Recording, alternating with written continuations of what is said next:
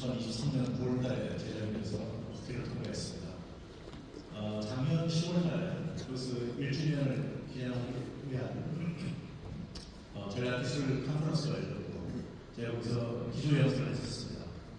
그 자리에서 우리나라 정부의 전략기술 정책이 상당히 모호하다, 애매하고 어떤 제대로 된 전략이 보이지 않는다.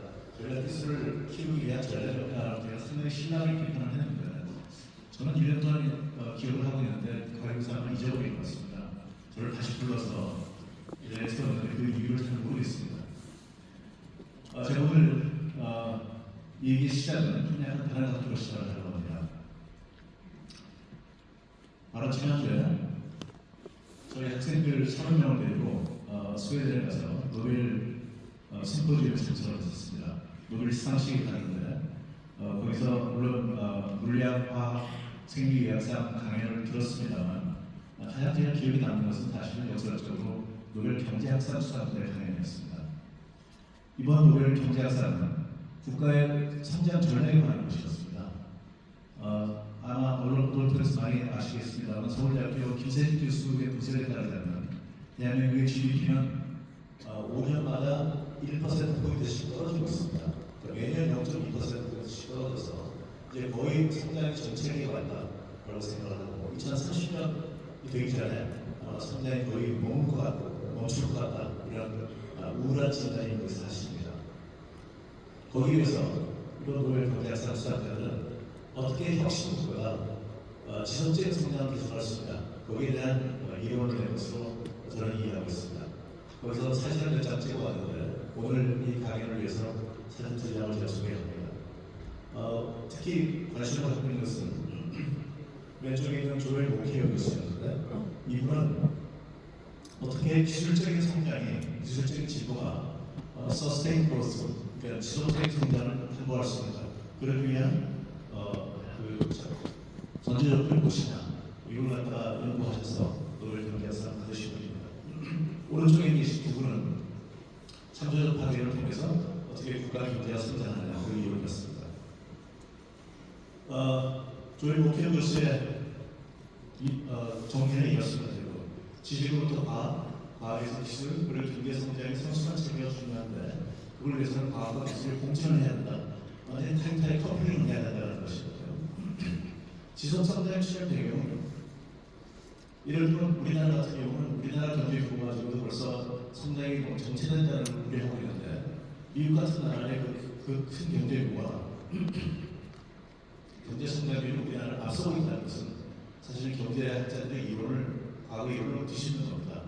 근데 그것이 어떻게 가능한지를 분석을 한 것인데 지속성장의 추락 배경은 단순히 자본 축적이나 노동 증가만 설명이 되지 않습니다.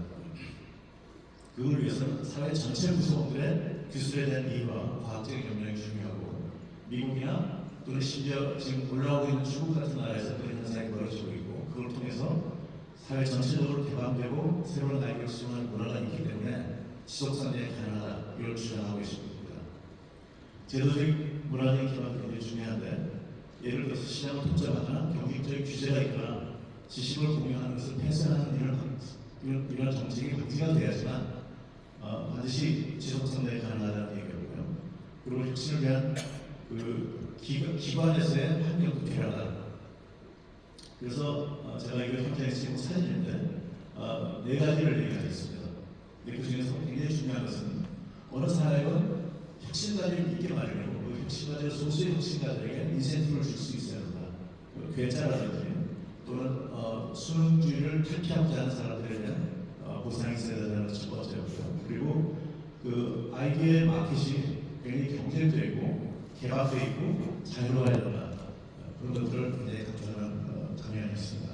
마지막에 정부의 입장에서 얘기했는데 정부는 몰리락스 상태를 유지해야 되는데 그것은 너무나 지나치게 개입해서도 안 되고 그렇다고 너무 소문을 나서는 안 된다. 이제 어렵지만 굉장히 중요한 문제를 얘기했던 것으로 기억합니다.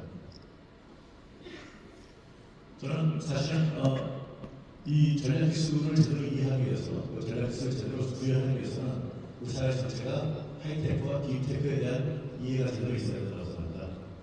원래 딥테크라는 단어는 미국에서 오랫동안 사용하고 있었습니다. 최근에 우리나라에서 수입을 하고 있는데 정책으로 다니게 될 수 있다고 생각합니다. 하이테크와 딥테크는 사실은 기술의 발전 단계에 따르는데 어떤 기술들은 언제나 수출과에서 아직까지 시장성이 없는 기술을 상대해 먹을 경우가 있습니다. 우리 그걸 딥테크라고 하고 그것이 발현해서 산업을 실제로 이끌어가는 기술 능력이 되는 것을 하이테크라고 부릅니다.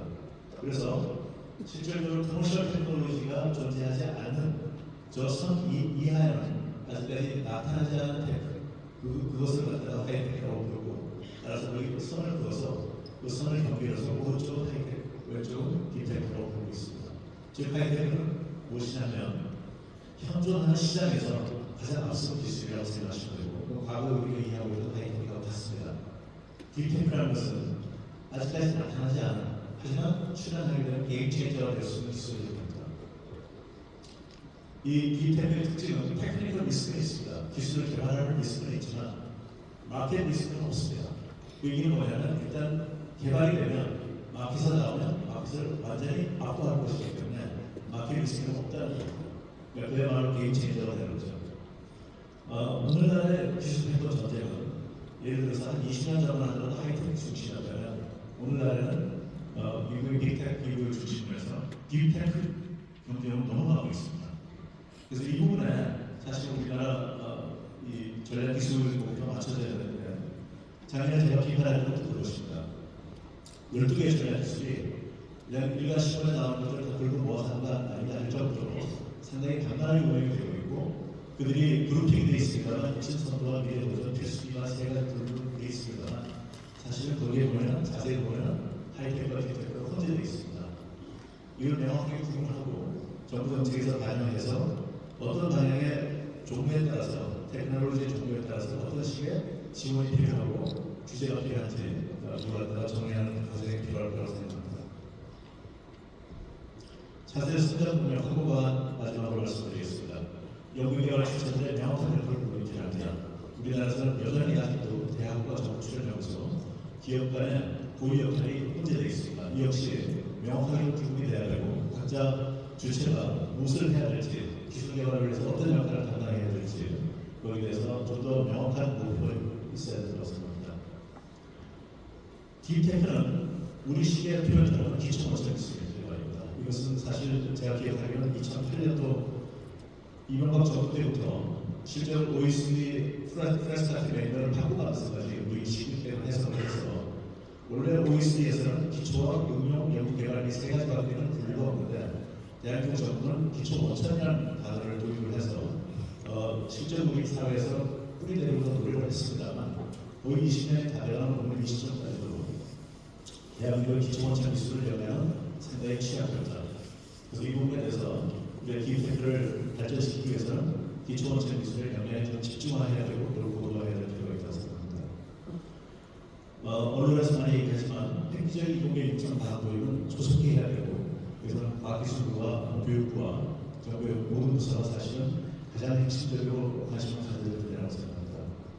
그다음에 한 가지 아쉬운 것은 모호명 대처 투자 스태트가 조성이 안 되어 있습니다. 우리나라 창업가들은 창업하는 순간 호랑이 그림을 받아서 기업 공개가 될 때까지 IPO 순간까지 내려올 수가 없는 그런 분야가 있습니다. 우리나라 벤처 투자는 사실은 어떤 사람들은 자조적으로 말하기를 벤처 투자가 아니라 대공이라고 얘기를 하는데 실제로 그것이 원활하게 이루어지기 위해서는 계속 단계별로 M&A를 이루어져야 된다. 근데 우리나라에서는 과거에 대기업의 중소기업에 대한 대담적인 태도 때문에 M&A가 그렇게 활성화되지 못한 상태인데 실제로 그것이 M&A를 원활하게 이루어져서 한 단계 한 단계 할 때마다 기업의 그 기술의 주체가 바뀌어야지 기술 성장이 이루어지는데 우리는 한 번 시작하면 끝까지 가야 되기 때문에 실제로 대학교를 지나가는 기업이 거의 없다는 것이 문제입니다. 그래서 IPO 중심보다는 M&A 중심으로 그 벤처 투자 생태계가 바뀌어야 되고 그걸 위해서는 정부의 정책 분야 같은 데서 굉장히 필요하다고 생각합니다. 굉장히 중요한 것인데 한국은 사실은 굉장히 우월한 하이테크 그 지위를 갖고 있습니다. 전 세계적으로 한국을 표현하자면 전파국에서 우수한 모범생이라고 생각합니다. 거의 모든 분야에서 한국만큼 조그만 나라에서 모든 기술에 기반이 있는 나라는 극히 드뭅니다.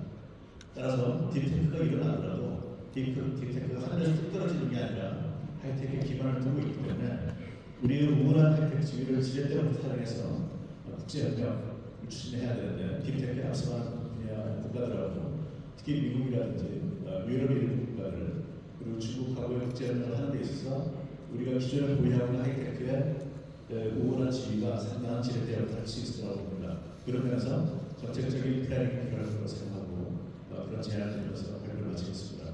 감사합니다.